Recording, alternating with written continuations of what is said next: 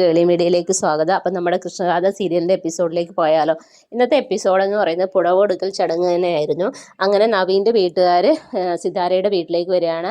അപ്പം നമ്മുടെ കൃഷ്ണയെ ഒരുക്കി അടിപൊളിയാക്കി കൊണ്ടുവരുന്നു. ഗാഥയ്ക്കൊന്നും തീരെ പിടിക്കുന്നില്ല. അങ്ങനെ നവീൻ്റെ വീട്ടുകാരൊക്കെ വരുന്നു. അപ്പം വീട്ടുകാർ വരുമ്പോഴത്തേനും കൃഷ്ണ ഒരുങ്ങി കഴിഞ്ഞിട്ടില്ല. അങ്ങനെ കൃഷ്ണയും പതുക്കെ ഒരുക്കി സിമി കൊണ്ടുവരികയാണ്.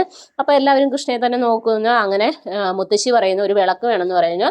അങ്ങനെ സിതാരയും നവീൻ്റെ അമ്മയും കൂടെ പോയി വിളക്കൊക്കെ കത്തിച്ച് കൊണ്ടുവരുന്നു.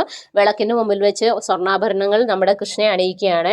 അങ്ങനെ എല്ലാ സ്വർണ്ണാഭരണങ്ങളും ഇട്ട് കഴിയുമ്പോൾ നമ്മുടെ കൃഷ്ണയെ കാണാൻ നല്ല അടിപൊളിയായിരുന്നു. അപ്പോൾ അവരെല്ലാവരും പറയുന്നു കൃഷ്ണയെ കാണാൻ നന്നായിട്ടുണ്ട്, സ്വർണ്ണമൊക്കെ ഇട്ട് കഴിഞ്ഞപ്പോൾ എന്ന് പറയുന്നു, ഒന്നും കൂടെ സുന്ദരിയായിട്ടുണ്ടെന്ന് പറയുന്നു. അടുത്ത പുടവ കൊടുക്കൽ ചടങ്ങാണ്. അപ്പോൾ നവീനെ വിളിക്കുകയാണ്. നവീൻ മുത്തശ്ശിയുടെ കാലിലൊക്കെ വീണ് അനുഗ്രഹം വാങ്ങുകയാണ്. അതുപോലെ കൃഷ്ണയാണെങ്കിൽ സിതാരയുടെ കാലിൽ വീണ് വിഷമത്തോടെയാണ് നിൽക്കുന്നത്. കാരണം തൻ്റെ അന്ത്യത്തിന് വേണ്ടിയാണല്ലോ അവരിതൊക്കെ ചെയ്യുന്നതെന്നുള്ള ബോധ്യം കൃഷ്ണയ്ക്ക് നന്നായിട്ടുണ്ട്. അപ്പോൾ സിതാരയാണെങ്കിൽ രണ്ടുപേരും അഭിനയിക്കുകയാണ് ചിരിച്ചൊക്കെ. അങ്ങനെ അനുഗ്രഹിച്ച് പുടവ വാങ്ങുകയാണ്. അങ്ങനെ പുടവ കയ്യിൽ കൊടുക്കുമ്പോൾ നമ്മുടെ ഗാഥയാണെങ്കിൽ മോളിൽ നിന്ന് ഇതെല്ലാം കാണുന്നുണ്ട്. അങ്ങനെ പുടവ കൊടുക്കുന്ന സമയത്ത് നമ്മുടെ നവീൻ കൃഷ്ണയുടെ കയ്യിൽ ഇങ്ങനെ ടച്ച് ചെയ്യുക. അപ്പോൾ പെട്ടെന്ന് കൃഷ്ണ ഞെട്ടും. അങ്ങനെ കൃഷ്ണ പുടവ വാങ്ങും. പുടവ വാങ്ങി ഇങ്ങനെ നിൽക്കുന്ന സമയത്ത് നമ്മുടെ നിർമ്മലയാണെങ്കിൽ ഇങ്ങനെ ഓരോന്നൊക്കെ നോക്കി അങ്ങോട്ടും ഇങ്ങോട്ടൊക്കെ നോക്കി നിൽക്കുകയാണ്. ആ സമയത്താണ് നമ്മുടെ കൃഷ്ണ മോളിൽ നിൽക്കുന്നത് കാണുന്നത്. അപ്പോൾ കൃഷ്ണയും കാണും. അപ്പം ഞെട്ടിത്തെറിച്ച് കൃഷ്ണയെ നോക്കും, മോളിൽ ഗാഥയെ നോക്കും. അപ്പോൾ അവർക്ക് മനസ്സിലാവും.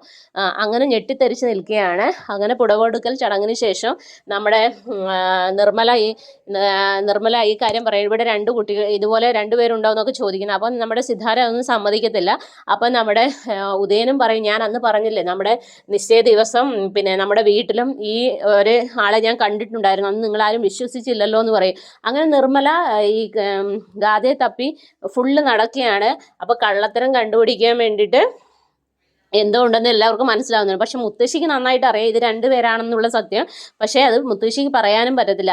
അങ്ങനെ ഈ നിർമ്മലയാണെങ്കിൽ വീട് മുഴുവൻ നോക്കുകയാണ് നമ്മൾ. അപ്പോൾ ഗാഥയാണെങ്കിൽ പേടിച്ചിങ്ങനെ നിൽക്കുകയാണ്. എന്ത് സംഭവിക്കുമെന്നറിയാതെ ഗാഥയെ നേരിട്ട് കാണുമോ എന്ന് നമുക്കറിയത്തില്ല. എപ്പിസോഡിൽ ഫുള്ളായിട്ട് കാണാൻ സാധിക്കുകയുള്ളൂ.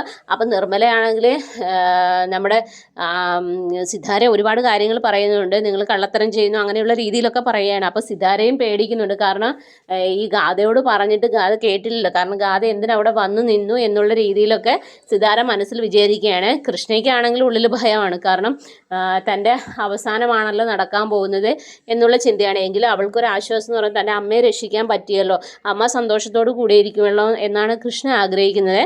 അങ്ങനെ അവരുടെ പുടവ കല്യാണം കഴിഞ്ഞ് ഇനി കല്യാണ വിശേഷങ്ങളിലേക്കാണ് വീണ്ടും പോകുന്നത്. കല്യാണത്തിനുള്ള ഒരുക്കങ്ങളൊക്കെ കളരിക്കൽ തറവാടിലൊക്കെ ഒരുങ്ങാൻ പോവുകയാണ്.